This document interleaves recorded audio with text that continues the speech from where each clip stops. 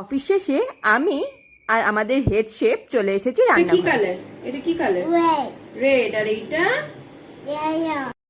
পেঁয়াজ, রসুন, ব্রোকলি, 3 রকম কালারের ক্যাপসিকাম কেটে নিয়েছি। কড়াই বসিয়ে ধুয়ে রাখা মাশরুমটা একটু নেড়ে নেব, তাহলে এটা থেকে একটু জল বেরোবে, নোংরাটাও বেরিয়ে যায়।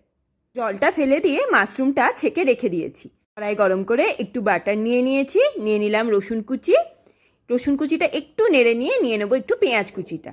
পেঁয়াজ কুচিটা একটুক্ষণ নেড়ে নিয়ে red bell pepper, yellow bell pepper আর ক্যাপসিকামটা দিয়ে দিলাম ব্রোকলিটা।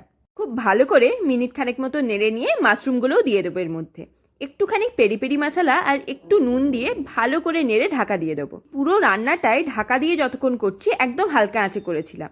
লাস্টে একটু আঁচটা বাড়িয়ে জলটা মেরে নিই। মাশরুম ভাজি ডান। ওই কড়াইটাই ধুয়ে নিয়ে দিয়ে দিয়েছি সর্ষের তেল, একটু শুকনো লঙ্কা, একটু হিং, একটুখানি জিরে, একটু সর্ষে আর একটু কারি পাতা। ভালো করে নেড়ে নিয়ে দিয়ে দিয়েছি পেঁয়াজ আর রসুন কুচি। একটুখানি হলুদ দিয়ে একটু নেড়ে নিয়ে টমেটো দিয়ে ঢাকা দিয়ে দেবো। একটু নুনও দিয়েছিলাম, দেখুন টমেটোটা সেদ্ধ হয়ে এসেছে। তুর ডাল বা অড়হর ডাল আগে থেকে সেদ্ধ করে রেখেছিলাম, ওইটা এবার দিয়ে দিই। একদম হালকা আছে মিনিট 10 মতো ফুটিয়ে নিয়ে দিয়েছি একটু গরম মশলা গুঁড়ো আর ঘি।